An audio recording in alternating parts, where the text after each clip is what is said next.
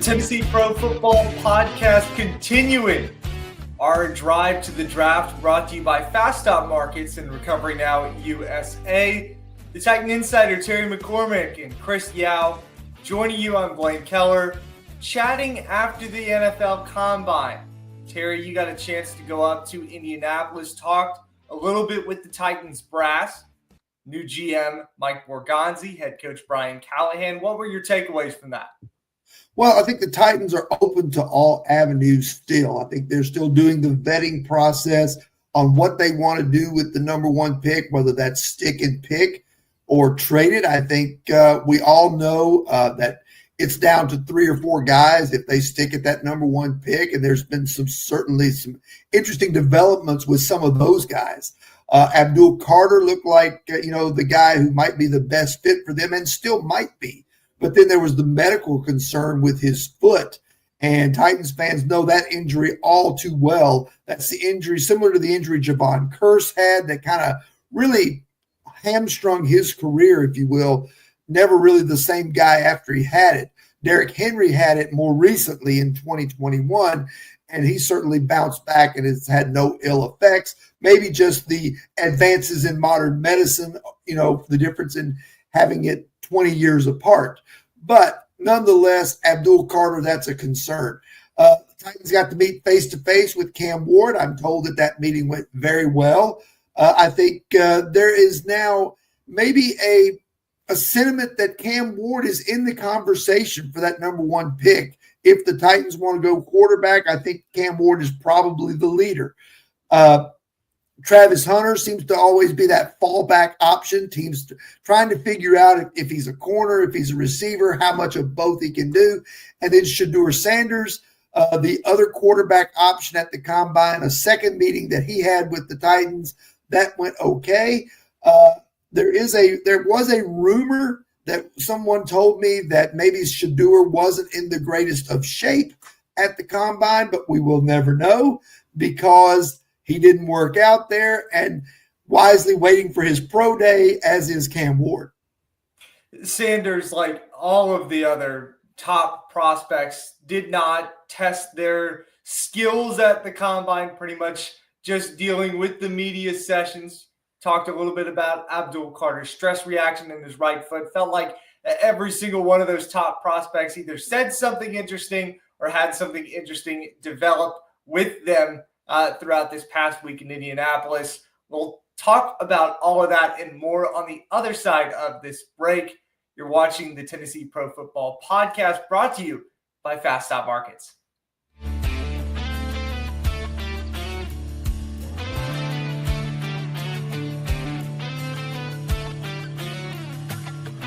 With multiple locations across Tennessee, family-owned Fast Stop Markets knows you need simple.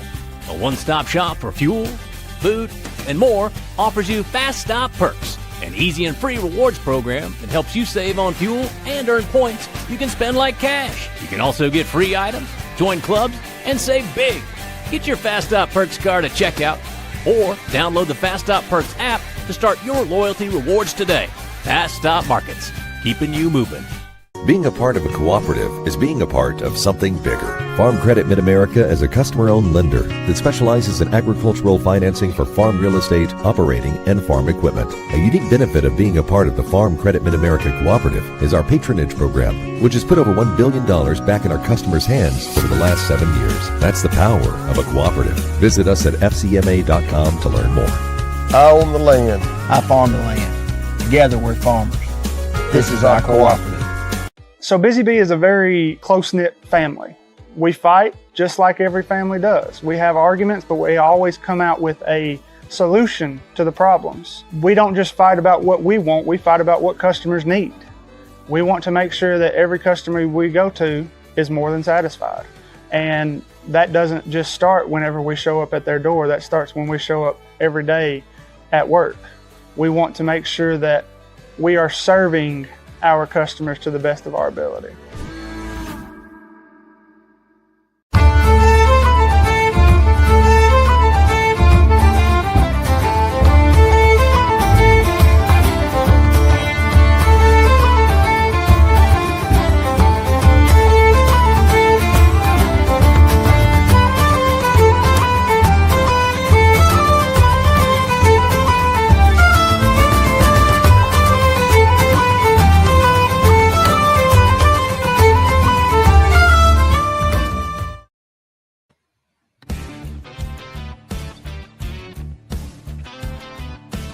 Back in on our drive to the draft, brought to you by Fast Stop Markets. They've got stores in Centerville, Dixon, Clarksville, Spring Hill, White Bluff, and now 4 stores in Columbia. Check out their newest stop at 415 Trotwood Avenue. That's in Muletown. Covering the combine here on the tail end of it on the Tennessee Pro Football Podcast. Terry, I wanted to ask you, when you look at the drills and the results from the NFL Combine, what do you typically look for on the tail end of it, seeing these results as a whole? Is there a drill or a section of this event that you feel is a little overrated, underrated at all? Yeah, I think there's teams make the mistake a lot of times of falling in love with guys who do well at the Combine but don't necessarily have the production on tape from their game film. And sometimes that can really lull you into a false sense of security, so to speak, where you'll overdraft a guy. It's happened many times. I think this year's candidate for that might be Shamar Stewart, who put up some unbelievable numbers in terms of his measurables, in terms of a lot of the more, I guess, cybermetrics or whatever, how they do it with physics or whatever, in terms of measuring him. And, he was testing in areas where only Javon Curse and Myles Garrett and superstar pass rushers like that had measured. Yet when you look at the production that he had at Texas A&M, it was kind of paltry. So I think that's a guy that really, has put his name on the radar. Now it's up to teams to judge by bringing him in for a visit, going to his pro day to see, okay, why didn't it translate on the field? Because the last thing you want to do is take a top 10, top 15 pick on a guy that can't do what it is that it looks like he should be able to. Yeah, reading off Shamar Stewart's combine numbers here, he ran a 4.59 40, a 1.58 10-yard split, 40-inch vertical jump, a 10-foot broad jump. I mean, those numbers look good, but like you said, maybe the production wasn't there as much to kind of back up that number. It sounds like kind of something you've seen over the years in your time covering the combine, that these officials, these front office members, just become enamored with the analytics of this event. Yeah, I mean, I go back. You remember a receiver named John Ross? I think he was out of the University of Washington, and he ran a blistering time at the Combine, and it wound up making him, I think, a top 10 pick. I think the Bengals actually took him.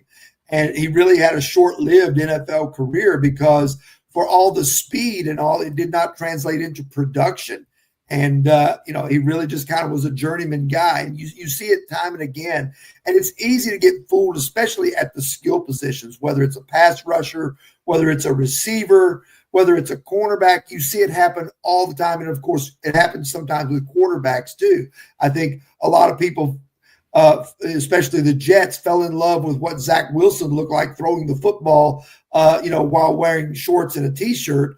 But it didn't translate too well once he got out there against an NFL defense. And, they used the number 2 overall pick on him, and it just didn't work out. So you see a lot of this go on at this time of the year, and that's where you have to trust your scouts. That's where you have to trust your eye. It's where you have to really delve into the tape to see, okay, why didn't this translate? Will it translate? Is there something hidden there that maybe we can unlock, or is it fool's gold?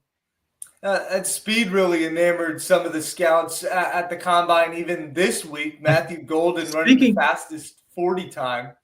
What do you got, Chris? Speaking of speed, how about these offensive linemen running 4.91s and 4.90s? What in the world? Yeah, this is insane, right? So they can pick up a fumble and run with it very fast. I mean, it doesn't matter, but it's still crazy that at 300 plus pounds, 6'5" or so, they're out here just blazing at 4.9s. Yeah. Armand Membo had that guttural screech to get the 4.91. He's at 332 and 6'4" as an offensive lineman. Yeah. The kid from Georgia too. What was his name? Who was it? Jared Wilson. Jared Wilson. He ran a 4.90 and a 4.84. Yeah, like that's absurd. It really is. And you brought up Marcus Golden, running a 4.29. incredible. That's a guy that probably helped himself right there. He's another guy that the production doesn't necessarily match the speed number. And then, of course, there's Dante Thornton, who turned heads running a 4.3 at 6'4". It's like, hey, is the Tennessee wide receiver back? Are we carrying on the legacy of Stanley Morgan and Willie Gault and some of the others? Or is this just Chris over there shaking his head like, no way, no way? It's just frustrating. It's frustrating that Dante Thornton has all the measurables in the world and it didn't translate at Tennessee the way that we thought it was going to. He was injured a lot. And so, when you've got injury bug issues, I'm not saying that he can't be a great pro. I'm just saying it's frustrating because I watched him for 2 years thinking he was going to be, somebody really special, and he never really turned out to be at the collegiate level. He certainly could be a great pro. He definitely has all the tools. Yeah, well, sure. Because you go ahead. No, I was just going to talk a little bit about Golden, but please finish the thought on Thornton here. Well, you just don't see that type of size and speed combination very often. You look at that and you go Randy Moss, or you look at that and, but then you look at that and you may go Dorial Green Beckham and go, no. So you don't know really where to go. Well, look at the tape. Look at the tape. That's all you can do. So reports from Matthew Golden's 4.29 40 that said that he had almost, if not certainly, supplanted Luther Burden and the other wide receiver prospects to be that top receiver off the board based off of what he showed at the combine. Is that surprising to you guys?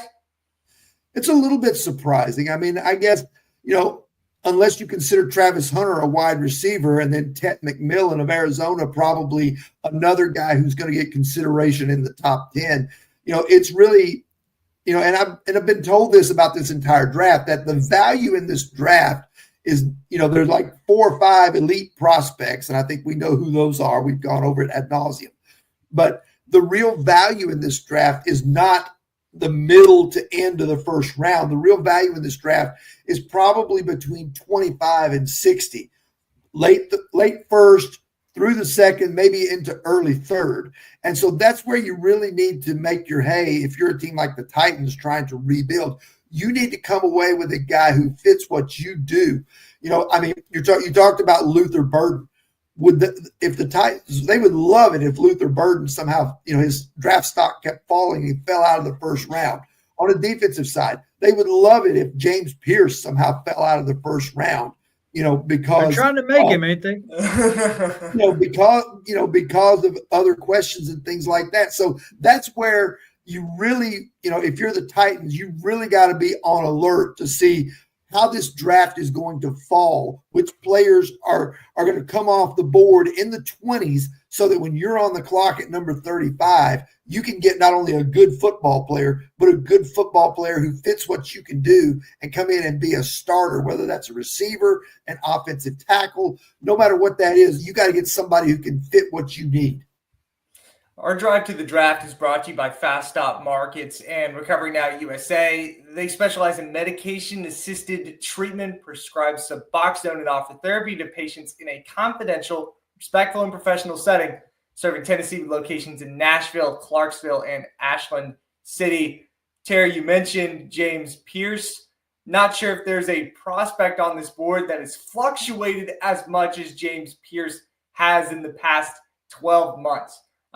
Near the end of the first round was what he was slotted as due to some character concerns that was kind of getting thrown around. Right after last year's draft, there were people who had him at 1-1. Right. Top pick down to the end of the first round. And then I think he certainly helped his draft stock with what he showed at the combine this week, a 4.47 40. That was a tenth of a second faster than any other edge player that ran that drill. 1.56 10-yard and a 31-inch vertical. Yeah. Where does this guy end up?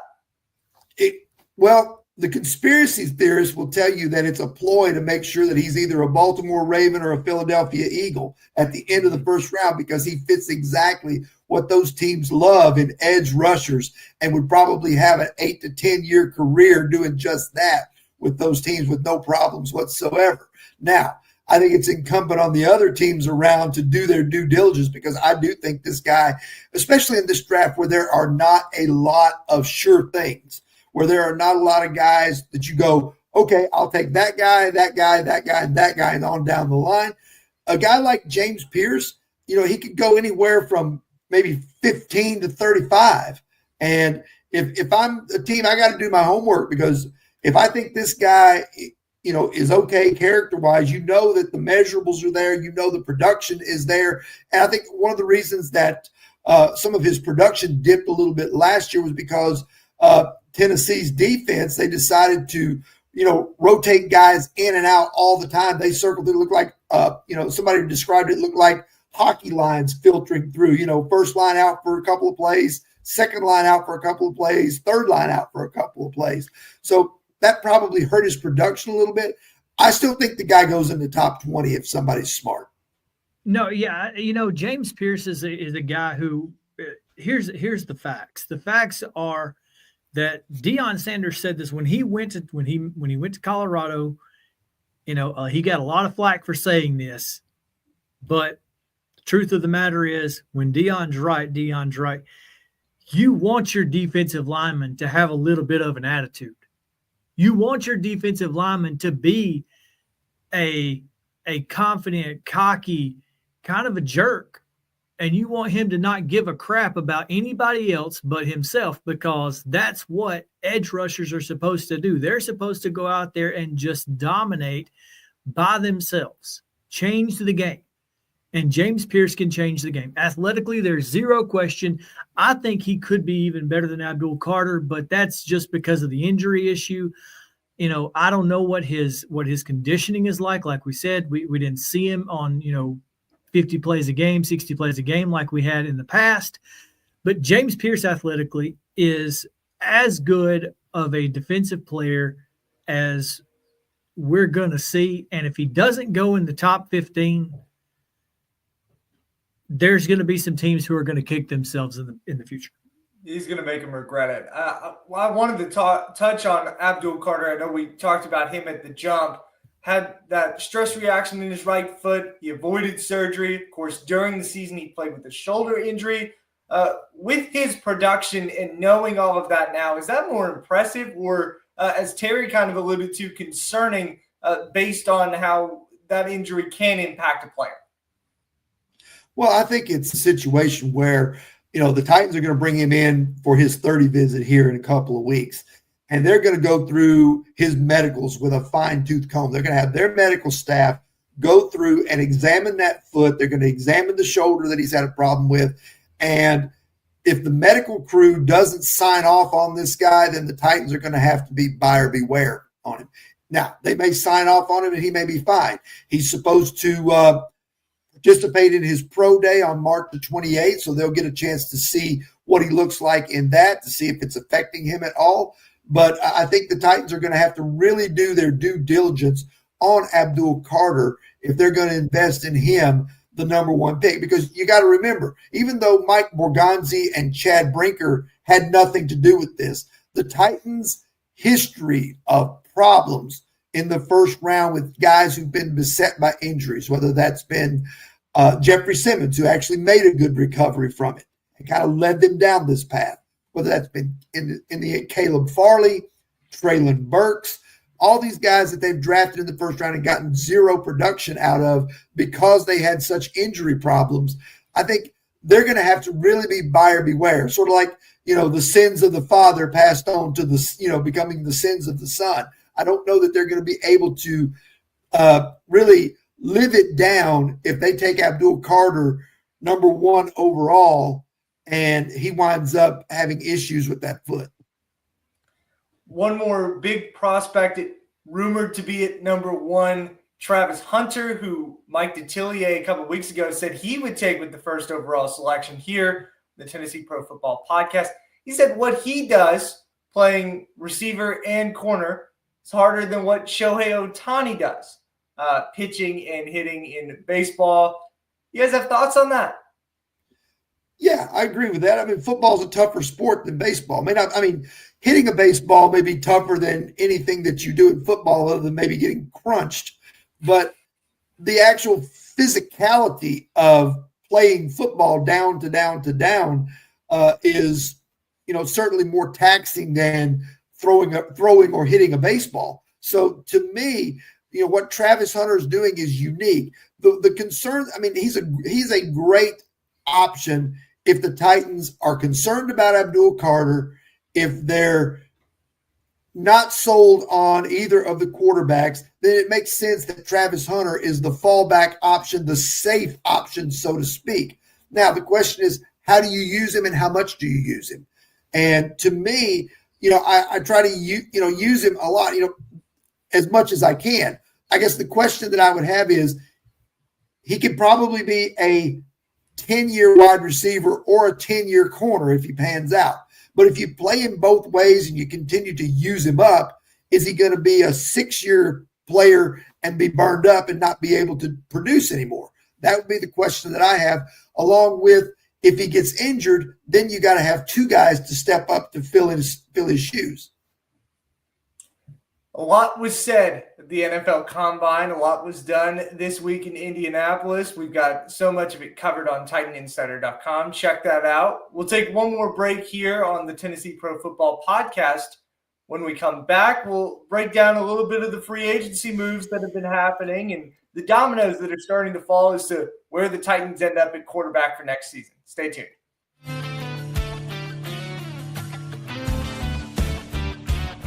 With multiple locations across Tennessee, family-owned Fast Stop Markets knows you need simple. A one-stop shop for fuel, food, and more offers you Fast Stop Perks, an easy and free rewards program that helps you save on fuel and earn points you can spend like cash. You can also get free items, join clubs, and save big. Get your Fast Stop Perks card at checkout or download the Fast Stop Perks app to start your loyalty rewards today. Fast Stop Markets, keeping you moving.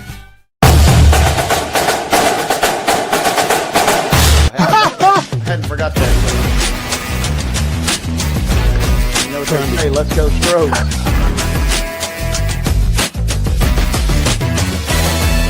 People are amazed at the variety and quality of guests we bring into Main Street Sports today.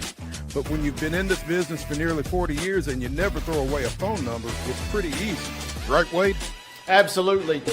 And Wynn agrees with me. Check out some of our guests featured on Main Street Sports today. Step back and catch my breath. But I expect nothing less from you, big boy. Let's get going. We make it work pretty good. So the fans are tremendous. It's fantastic. It was really amazing. They call it performance. Yeah. From preps to pros, you never know who's going to stop by, so be sure to listen to and watch Main Street Sports today from 2 to 4 p.m. daily on the MSM TV app. Check out Main Street Sports today and check out Fast Stop Markets. Their stores are clean, employees are friendly, and they've got the best loyalty program around with Fast Stop Perks. Free and easy to sign up, and you earn big savings at Fast Stop Markets, supporting our drive to the draft. As I mentioned before the break, Terry, a couple of dominoes have already started to fall in free agencies to what the Titans are going to be doing this offseason. Yeah, it's very interesting. One of the guys, the kind of a sentimental favorite that people wanted them to go after, Trey Smith. Word is that he's going to be franchised by the Kansas City Chiefs, and that's probably a good move for them, given that their offensive line was embarrassed in the Super Bowl, and they need to be adding pieces, not subtracting pieces. And Trey Smith, one of their better guys, they're going to hang on to him. I don't know I know a lot of people wanted him to come back here to the Titans, and I certainly understand that. But given the Titans situation and how many holes that they have, and the fact that, they need to fix the offensive line, and that's probably should be priority number one.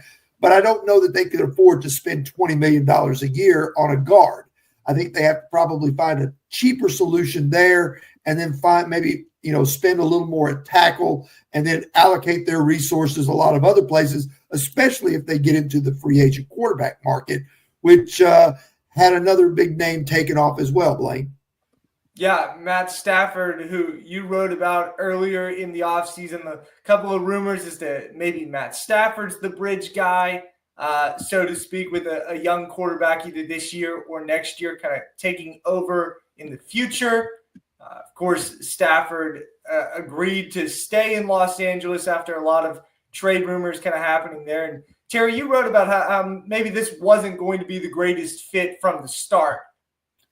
Yeah, I think Stafford probably was looking for an opportunity to land with a contender or a team that's a little further along in the rebuilding process if he was going to leave Los Angeles.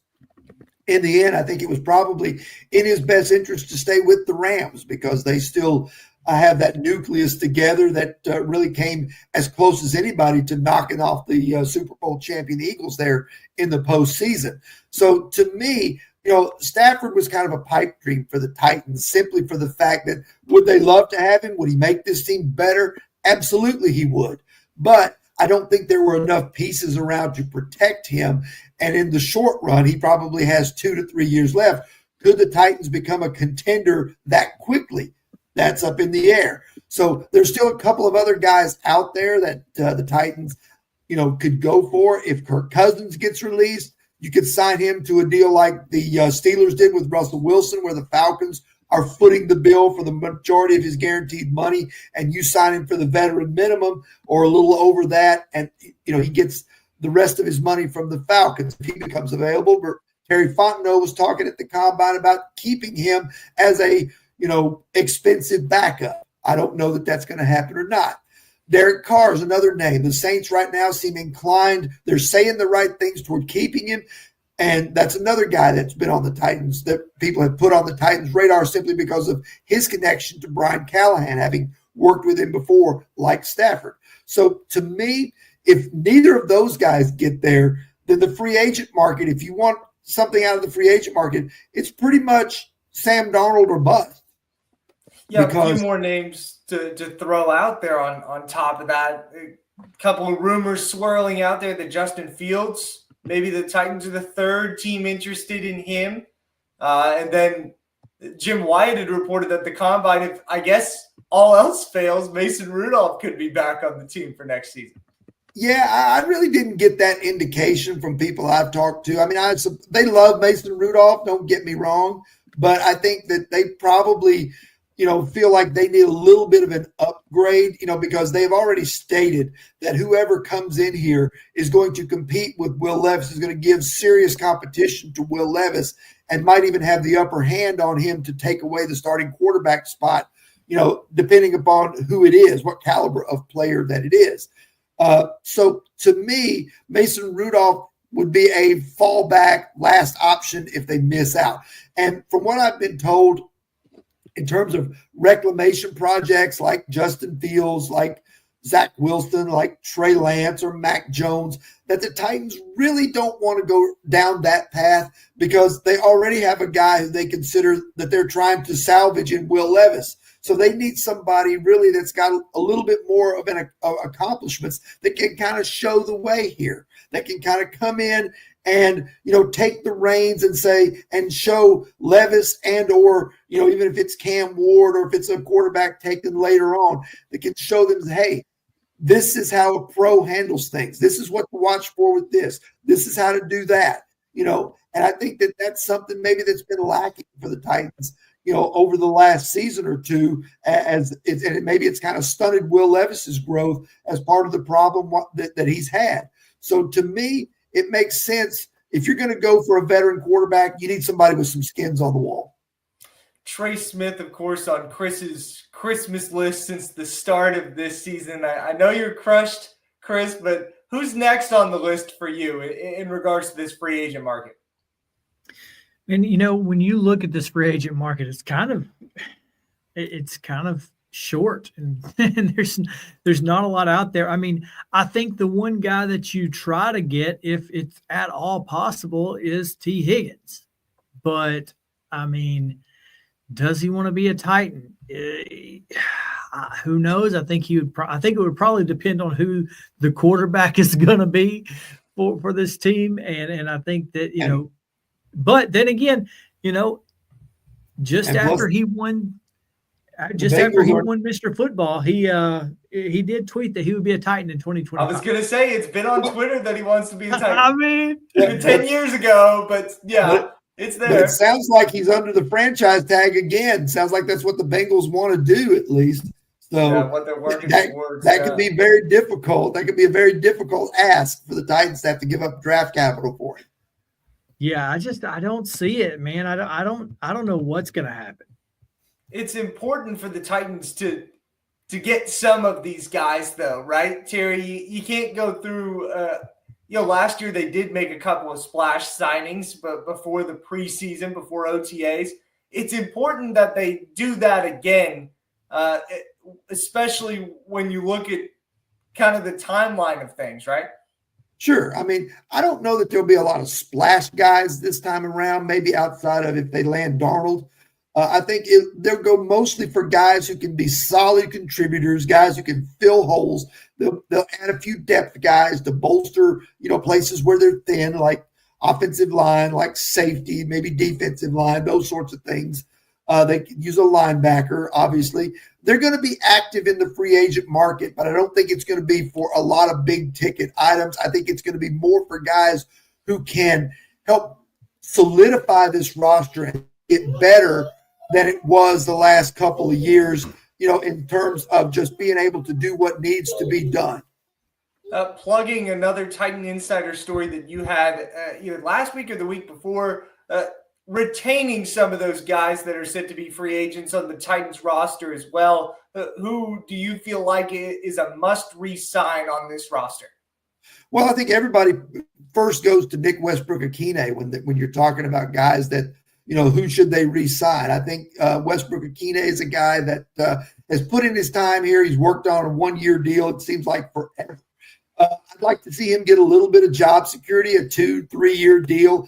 He's a perfect number 3 or number 4 receiver. They know they're going to have to go find a number 1 to pair with Calvin Ridley, who really needs to be the number 2.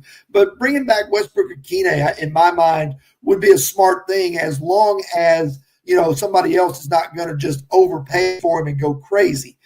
So, you could, that Mike Vrabel knows him well. He could possibly, want to bring him to New England. But Westbrook-Akine has been comfortable here in Tennessee.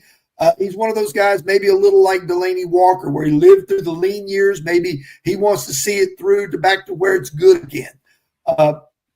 Another guy that I think they probably they should keep and think about keeping is Sebastian Joseph Day, even though this is a deep defensive line draft. If you could sign this guy back to a reasonable deal, I think that would work out okay. And then, of course, the long snapper, Morgan Cox, the kicker, Nick Folk, both a little long in the tooth, but both certainly worth bringing back. And don't forget, Ryan Stonehouse is set to be a restricted free agent. They need to figure out how to get him under contract so that the one part of special teams that is quality, the kicking game, is certainly kept intact.